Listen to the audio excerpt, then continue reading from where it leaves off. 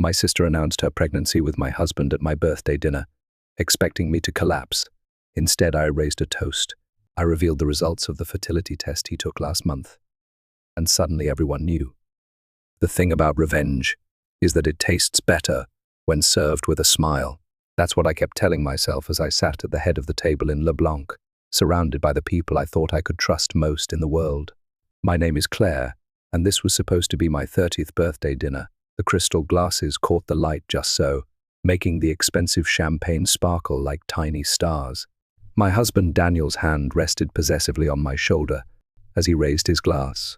"To my beautiful wife," he said, his voice carrying that hint of charm that once made me weak in the knees. "Happy birthday, darling." My sister Emily shifted in her seat, her perfectly manicured fingers fidgeting with her water glass. She hadn't touched her champagne, which should have been my first clue, if I hadn't already known what was coming.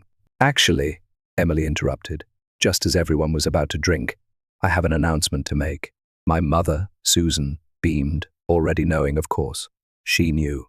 She always knew everything about Emily first. "I'm pregnant," Emily's voice rang out across the private dining room. The silence that followed lasted exactly 2 seconds before she added the punchline, "And Daniel's the father." I felt Daniel's hand tighten on my shoulder, not in guilt but in preparation for my reaction. They all expected hysteria, tears, maybe even a scene. The restaurant staff hovered nervously at the edges of the room. I took a slow sip of my champagne. "That's interesting," I said, my voice steady. "Very interesting indeed." "Claire," my mother started, her tone already taking that scolding edge she'd perfected over the years. "Don't make a scene." I smiled, reaching for my purse. "Oh, I wouldn't dream of it, Mother. In fact, I have my own announcement to make." I pulled out a cream-colored envelope. "You see, I've been wondering why Daniel and I couldn't conceive for the past 3 years. Emily's triumphant smile faltered slightly. Daniel's hand left my shoulder. "Claire, this isn't the time," he said quietly, warning in his voice. "Actually, it's the perfect time." I unfolded the medical report with careful precision, because, according to Dr. Matthews at the fertility clinic, my dear husband has what they call a zoospermia, 0 sperm count. I looked directly at Emily. In layman's terms, he's completely infertile. The sound of Aunt Laura's fork clattering against her plate echoed through the room. Emily's face drained of color so quickly I thought she might faint. That's impossible," she stammered. "The test must be wrong."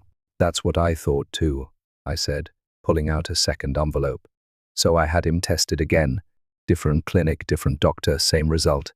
I smiled at Daniel, who had gone completely still beside me. "Would you like to see the dates, darling? Both tests were from last month." "You had me tested without my knowledge?" Daniel's voice shook with anger. "Oh, like you've been so honest with me." I turned to face him fully. 3 years of trying. 3 years of you telling me maybe I was the problem. 3 years of watching you comfort my sister through her visits while I cried myself to sleep. Susan stood up abruptly. "This is absolutely inappropriate." "No, Mother, what's inappropriate is your precious Emily sleeping with my husband and then trying to pass off someone else's baby as his." I stood up, gathering my purse. "So here's what's going to happen. I'm going to walk out of here with my dignity intact. And you too." I looked between Emily and Daniel. "Can figure out how to explain to everyone why you lied." Daniel grabbed my arm as I turned to leave. "That test, it was wrong, wasn't it?" I leaned in close enough to smell his cologne, the same cologne I'd smelled on Emily's jacket last month. "Oh no, darling," I said. "I double-checked. Twice. And I have so much more proof where that came from." As I walked toward the door, Emily's voice cracked behind me. "Claire, wait. I can explain." I paused at the doorway, turning back one last time. "Save your explanation for your baby's real father, Emily. I'm sure he'd love to hear it." The last thing I saw as I left was Aunt Laura pulling out her phone, no doubt already dialing everyone in her considerable social network. By morning, everyone would know, and that was exactly what I wanted, because revenge isn't just about exposing lies, it's about watching them scramble to piece together a truth they can't possibly explain. And I was just getting started. 6 weeks earlier, I was sitting in my home office when the first real evidence landed in my lap. Not the subtle signs I'd been ignoring, the lingering hugs, the inside jokes, the way Emily's visits always coincided with Daniel's work from home days. No, this was an actual email, accidentally left open on our shared iPad. "We need to be more careful," Emily had written. "See, is getting suspicious. I stared at those words until they burned into my retinas.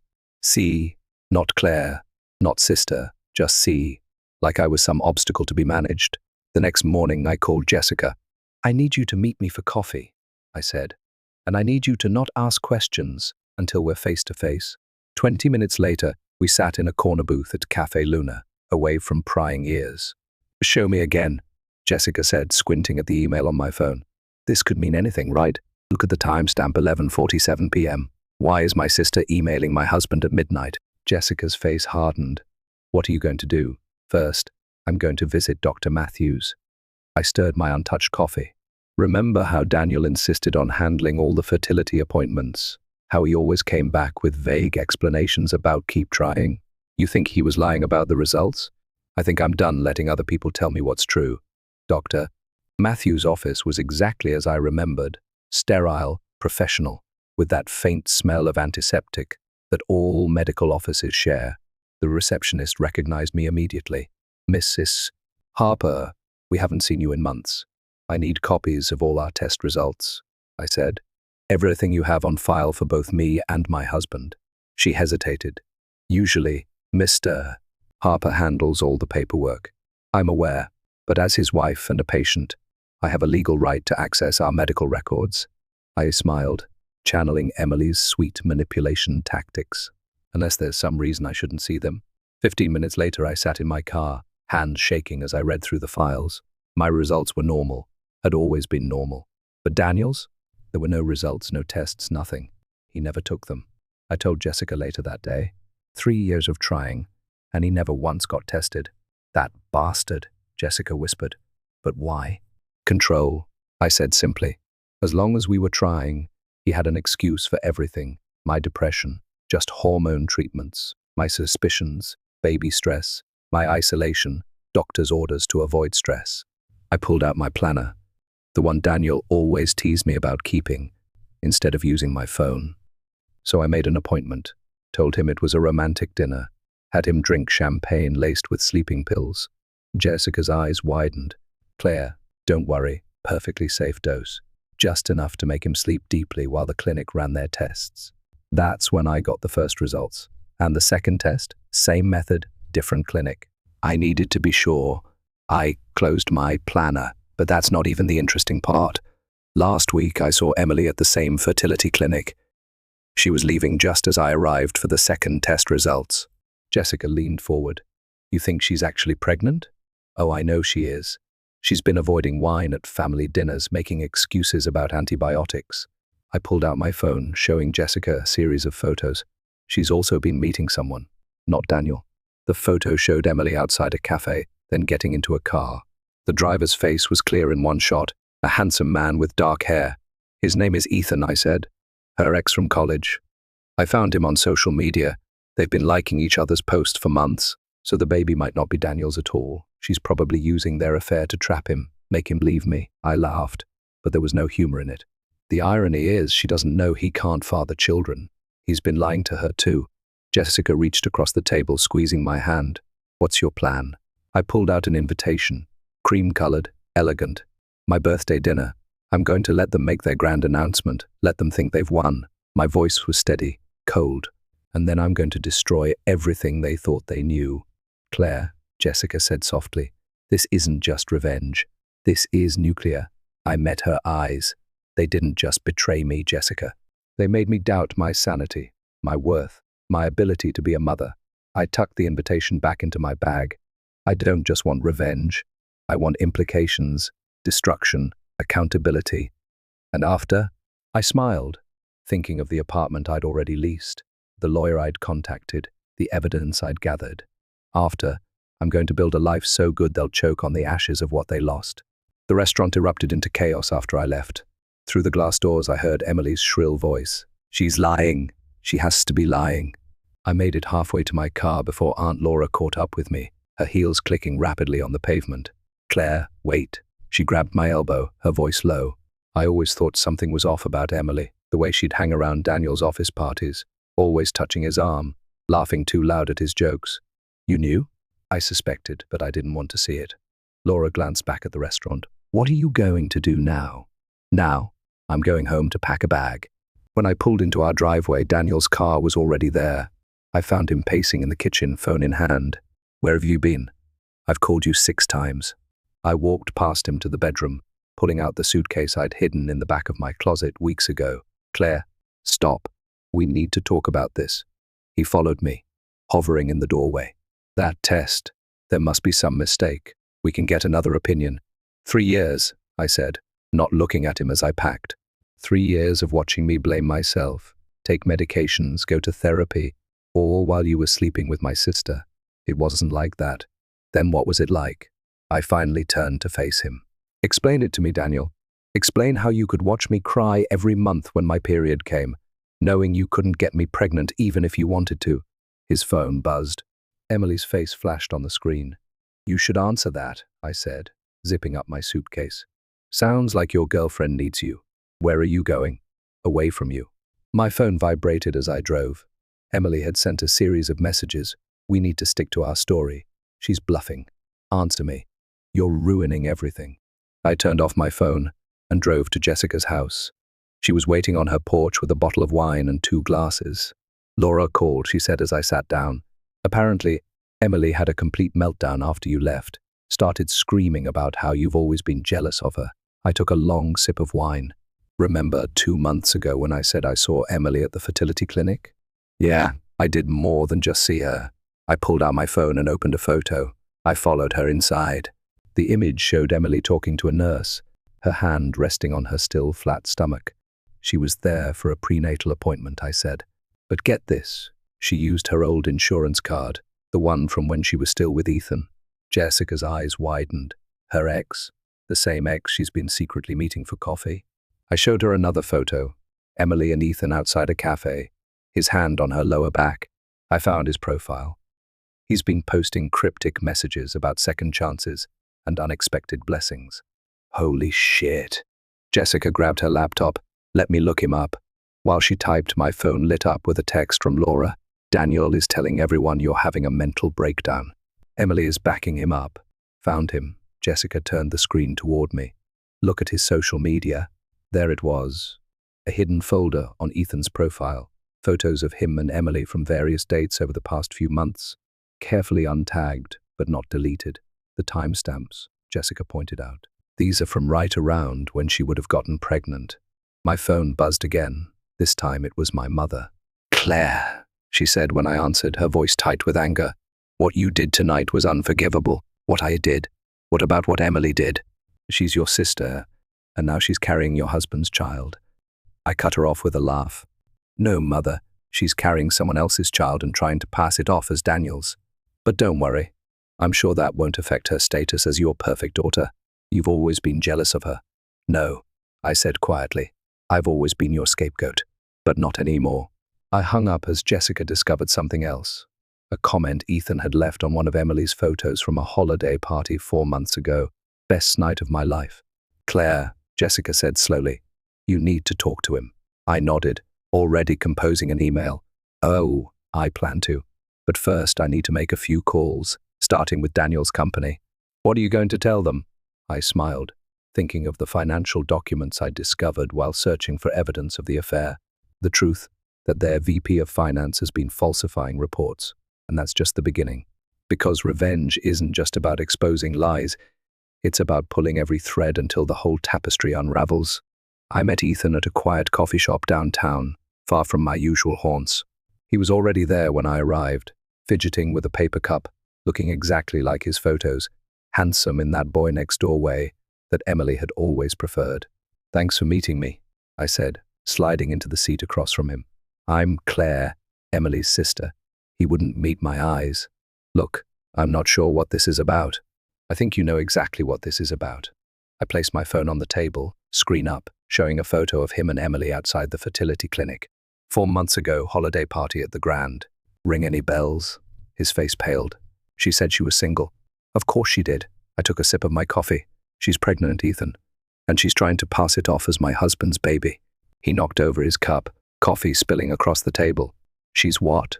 Pregnant. About 4 months along, I'd say. Interesting timing, wouldn't you agree?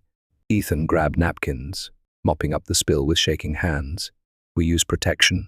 She said she was on birth control. Emily has always been creative with the truth. I pulled out a document. I need you to sign this. What is it? Consent for a paternity test. Just in case. He stared at the paper for a long moment. If I sign this, Emily will know I talked to you. Emily is already going to lose everything, I said quietly. The question is, do you want to know the truth? He signed. Meanwhile, across town, Daniel's carefully constructed world was crumbling. His assistant forwarded me an email chain. His colleagues were avoiding him. His boss was reconsidering his position, and the board had called an emergency meeting. I'd sent them an anonymous tip about the falsified reports, along with copies of his fertility tests and a carefully worded suggestion about trustworthiness. My phone buzzed with a text from Jessica. Emily just showed up at your mum's house. Full waterworks. I drove there, parking across the street.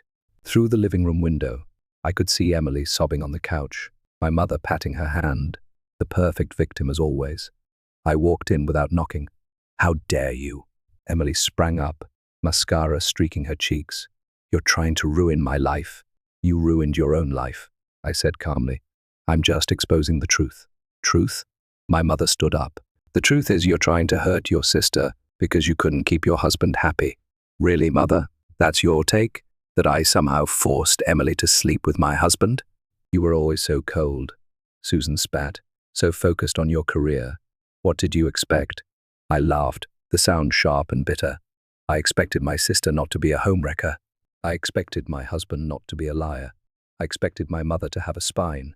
Get out, Emily screamed. Get out of my house. Your house? I raised an eyebrow. You mean the house Daniel bought for Mom using money he embezzled from his company? That house? The color drained from both their faces. What are you talking about? Susan whispered. Oh, you didn't know. Daniel's been cooking the books for years, using company money to fund his little projects, including this house. I smiled. The board is meeting right now to discuss it. My phone pinged. An email from the testing facility. Paternity result.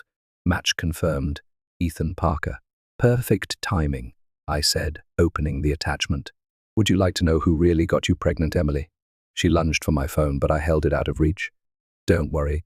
Everyone will know soon enough. I'm sure Ethan will be thrilled to hear he's going to be a father. You bitch. Emily swung at me, but I stepped back. You're lying. Like you lied about the baby being Daniel's. Like you lied about being on birth control with Ethan. Like you've been lying your entire life. Susan grabbed my arm. Stop this. Stop it right now. I pulled free. No, Mother, I'm done stopping. I'm done being quiet. I'm done watching Emily destroy everything she touches while you clean up her messes. I'll deny it, Emily said, her voice shaking. No one will believe you. They already do. I headed for the door, pausing in the doorway. By the way, Daniel's company just called. They're freezing all his assets, including this house. You might want to start packing.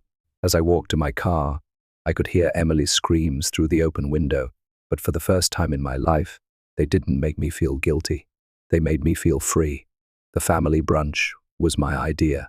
I sent out a group text, suggesting we all meet to talk things through civilly.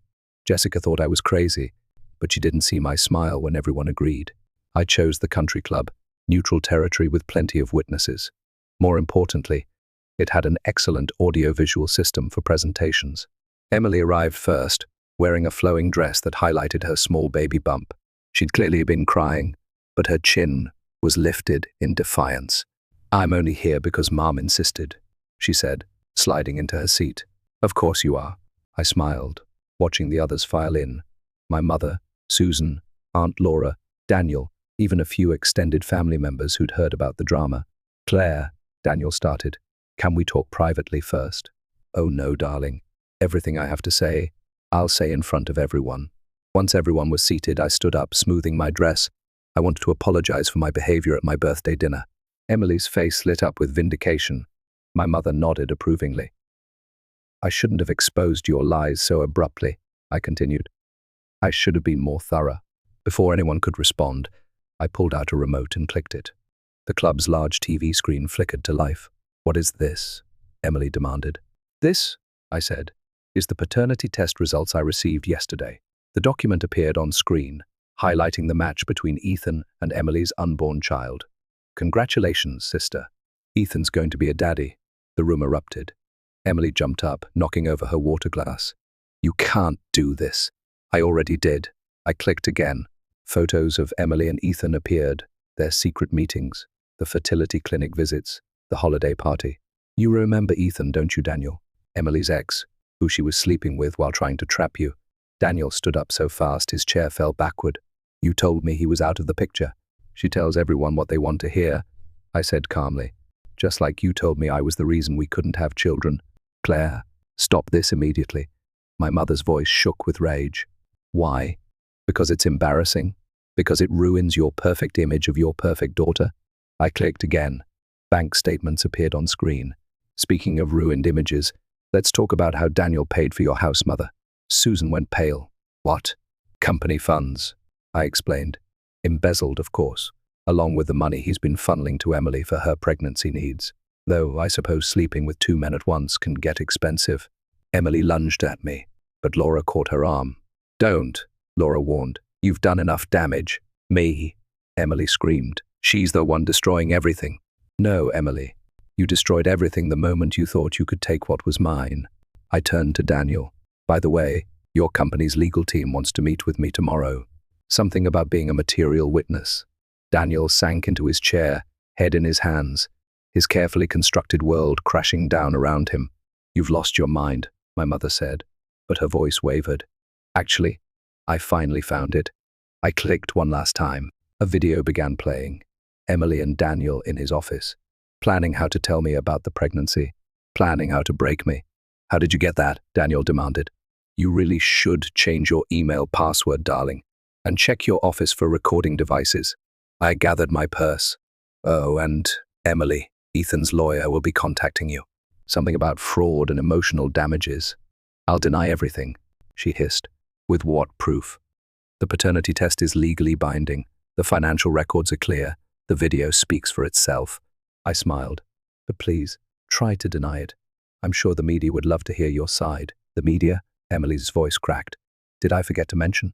Laura's been live streaming this whole conversation to her social media. Say hi to your followers, Emily. Laura held up her phone, still recording. Emily's face crumpled as she saw the comments flooding in. You thought you loved center stage, I said softly. How's the spotlight feeling now? My phone buzzed. Daniel's company calling again. I answered on speaker. Miss S. Harper, this is Howard from legal. We need to discuss some irregularities in your husband's financial documentation. Of course, I said, watching Daniel's face drain of color. I'll bring everything I have to our meeting tomorrow. I hung up and faced my shattered family one last time. I'd love to stay and chat, but I have a meeting with my lawyer. Divorce papers don't file themselves. As I walked out, I heard Emily collapse into sobs, my mother's frantic attempts to comfort her, and Laura's quiet voice, still narrating to her followers. But I didn't look back. I didn't need to. The truth was finally out, and it was more devastating than any lie they could have told. My mother showed up at my temporary apartment the next day, uninvited and unannounced. She looked older than I'd ever seen her, the weight of scandal aging her overnight. We need to talk about what you've done, she said, pushing past me into the living room. What I've done? I closed the door quietly. Not what Emily did, not what Daniel did. I always feared you'd inherit your father's coldness. She sat down, smoothing her skirt with trembling hands. This calculated revenge. It's exactly what he would have done. Don't you dare compare me to him. I remained standing. He abandoned us. I'm protecting myself. By destroying your sister's life, your husband's career, they destroyed themselves. I just exposed the truth. My phone buzzed, Jessica texting that she'd found something else. Before I could read it, my mother spoke again. Emily is devastated. She can barely eat, barely sleep. Like I did for 3 years, I cut her off while she was sleeping with my husband, while you were helping her hide it.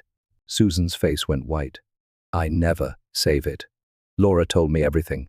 The girls' lunches where you helped Emily plan how to tell me, the money you helped her hide.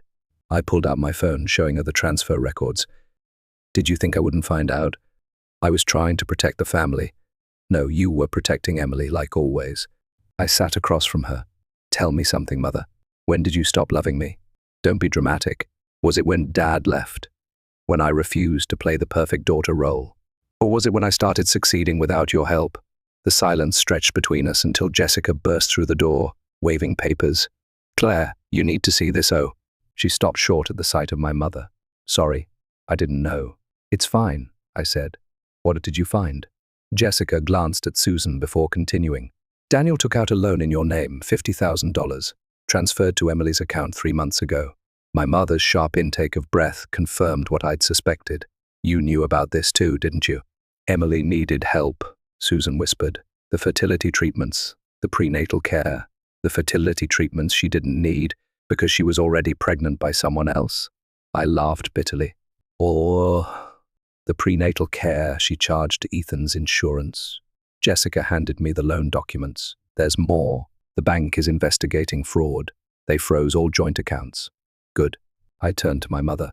"You should probably warn Emily her credit cards might stop working soon." Susan stood up, swaying slightly. "You're going to regret this vindictiveness." "No, Mother. I regret the years I spent trying to please you. I regret believing Emily could change. I regret trusting Daniel. The first opened the door. But this I'll never regret."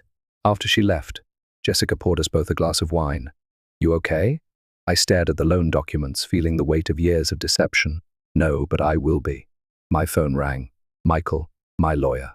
Claire, we need to meet now." An hour later, I sat in his office, listening as he laid out the extent of Daniel's financial fraud. "It's worse than we thought," Michael said, spreading documents across his desk. "He's been embezzling for years, using company funds for personal expenses, falsifying reports. And the loan he took out in your name? We can prove fraud. Your signature was forged." He leaned back. "The company wants to press charges. They're asking for your cooperation." I thought about Daniel's smug face every time he dismissed my concerns, about Emily's triumphant smile at my birthday dinner, about my mother's constant defense of their betrayal. "What do you need from me?" "Everything, emails, texts, financial records." Michael smiled grimly. "They want to make an example of him." "Good." I pulled out a USB drive. "Because I have everything." That night, alone in my apartment, I finally broke down. Not over losing Daniel, that pain had dulled to nothing more than wounded pride. Not over Emily's betrayal, I'd always known she was capable of it. No. I cried for the years I'd wasted, trying to be the perfect daughter, wife, sister, for the family I thought I had, for the life I'd built on lies. My phone lit up with a text from Jessica. "Turn on the news." There it was. Daniel's company announcing an internal investigation into financial fraud. Emily's social media accounts going dark after a flood of negative comments. My mother's country club membership being reviewed due to recent events. The carefully constructed facade was crumbling, and beneath it lay the ugly truth. They had all chosen their roles in this drama. Now they had to face the consequences of their performance. The security alarm woke me at 3:00 a.m. I was already reaching for my phone when I heard glass breaking downstairs. "Claire!" Daniel's voice slurred, angry. "I know you're here." I pressed the emergency button on my phone, the one Michael had insisted I install after filing the restraining order, then called Jessica. "He's here," I whispered. Daniel broke in. "Police are on their way," she said. "Don't engage. Stay in your room." But Daniel was already stumbling up the stairs, his footsteps heavy and uneven. "You ruined everything," he shouted. "My job, my reputation, your ability to steal money." I called back, grabbing the baseball bat I'd started keeping by my bed. "Your chance to play happy families with my sister." He appeared in my doorway, disheveled and reeking of alcohol. "You think you're so smart," he sneered, "but you're just a cold, bitter woman who couldn't keep her husband happy. And you're just a pathetic thief who couldn't keep it in his pants." I held the bat, ready. "Get out before the police arrive." He lunged forward, but years of drunken behavior had slowed his reflexes. I dodged easily, bringing the bat down on his knee. He howled in pain, crumpling to the floor, just as police sirens wailed outside. "You broke the restraining order," I said calmly, watching him writhe. "That's going to look great in court." The police burst in moments later, weapons drawn. Daniel was still cursing as they cuffed him, reading him his rights over his drunken protests. "You'll want to add breaking and entering to the charges," I told the officers, pointing to my security cameras. "I have it all on video." The next morning, Jessica arrived with coffee and news. "Emily's influencer status is tanking. She's lost half her followers overnight." How tragic, I said, scrolling through the headlines. Maternity queen Emily Watson, exposed in family scandal, was trending. She's been trying to do damage control, Jessica continued, claiming it was all a misunderstanding, that you're mentally unstable. Is that why she's been hiding from Ethan's lawyers? I showed her an email from Michael. They're filing a civil suit. Apparently, lying about paternity for financial gain is frowned upon. My phone buzzed, a text from Laura. Emily just tried to get into the country club. They revoked her membership. She had a meltdown in the lobby. Your sister always did love an audience, Jessica said. Speaking of audiences, I pulled up a local news website. Daniel's arrest was front-page news, complete with his mugshot and details of the financial investigation. Have you heard from your mother? She's been calling non-stop. I showed her my blocked calls list. Probably wants me to drop the charges against Daniel, save the family name. Some family. I decided to end this chapter where it began, at the cafe where I'd first seen Emily meeting Ethan. She was already there when I arrived, looking smaller somehow, her designer clothes replaced with plain maternity wear. Come to gloat? She asked as I sat down. No, I came to give you this. I handed her a gift bag. She opened it cautiously, pulling out a pacifier wrapped in newspaper clippings about her scandal. Her face crumpled. Why are you doing this to me? Because you need to understand something, Emily. I leaned forward. This isn't about revenge anymore. It's about consequences. Every choice you made, every lie you told, led to this moment. I never meant, yes, you did. You meant to steal my husband. You meant to pass off another man's child as his. You meant to destroy my life. I stood up. But here's the thing about destruction, Emily. Sometimes it rebounds. I hate you, she whispered, tears streaming down her face. No, you hate yourself. And that's not my problem anymore. I dropped a manila envelope on the table. By the way, Ethan's lawyers asked me to give you this. They're seeking full custody once the baby's born. Her sobs followed me out of the cafe, but I didn't look back. I didn't need to see her pain to know it was real. My phone buzzed one last time. A message from Michael. Daniel is pleading guilty to all charges. The company wants to settle. 7 figures. I smiled, thinking of the new life waiting for me, the freedom I'd fought for, the peace I'd finally found. Because sometimes the best revenge isn't just exposing the truth. It's watching karma do its work while you walk away clean. The moving truck pulled away from my new apartment, leaving me alone in a space that was finally, completely mine. Sunlight streamed through floor-to-ceiling windows, warming the hardwood floors. No traces of Daniel, no echoes of Emily, just peace. My phone buzzed. Jessica arriving with house-warming wine. This place is gorgeous, she said, taking in the view of the city. How does it feel? Like freedom. I uncorked the bottle. Did you see the news about Daniel's sentencing? 8 years seems light, considering what he stole. The money wasn't the point. I handed her a glass. It was the lies, the manipulation, the way he made me doubt myself for years. Speaking of manipulation, Jessica pulled out her phone. Emily had her baby yesterday. I know. Ethan's lawyer called me. I smiled. DNA test was done immediately. He's filing for full custody, given her unstable behavior and history of fraud. Your mother must be thrilled. Wouldn't know. Haven't spoken to her since she tried to bribe me to drop the charges against Daniel. I sat on my new couch, running my hand over the soft fabric. She chose her side. Now she can live with it. The doorbell rang. Laura, carrying a plant and a thick envelope. Thought you might want to see this, she said, handing me the envelope. Daniel's sister sent it. She found these while cleaning out his office. Inside were photos, me and Daniel in happier times, family gatherings, holidays. At the bottom was a letter from Emily to Daniel, dated 3 years ago. She's too focused on her career, too cold. You deserve better. We deserve better. They were planning this for years, I said quietly. And now they have nothing. Laura replied. Daniel's in prison. Emily lost her baby to Ethan. Your mother's house is being seized as part of the settlement. Karma's quite the architect, Jessica mused. My phone lit up with a text from Michael. Settlement check cleared. You're officially a very wealthy woman. What will you do with it? Laura asked. Already done. I showed them my laptop screen, a confirmation email for a major donation to a fertility support organization. They help women who've been manipulated or abused during fertility struggles. Taking something ugly and making it beautiful, Jessica said softly. That's the thing about revenge, I replied. It's not about destroying others. It's about rebuilding yourself. The doorbell rang again, this time a delivery. A large package from the fertility clinic where I'd first discovered Daniel's lies. Inside was a letter. Dear Miss Harper, we were moved by your story and your donation. We'd like to offer you our services free of charge whenever you're ready to start your own family on your own terms. Are you going to? Jessica asked. Maybe, but not because I need a baby to be complete, not because society expects it. Only if and when I choose. I walked to the windows, watching the sunset paint the city gold. Behind me, Jessica and Laura chatted about dinner plans, their voices warm and genuine, real friendship, not the fake support my family had offered. My phone buzzed one last time, Emily calling from an unknown number. I declined the call and blocked it. You know what I learned from all this? I said, turning back to my friends. They expected me to collapse, to break down, to need their version of love so badly I'd forgive anything. But you didn't, Jessica said. No. Instead, I built myself a balcony to watch them fall. I raised my glass.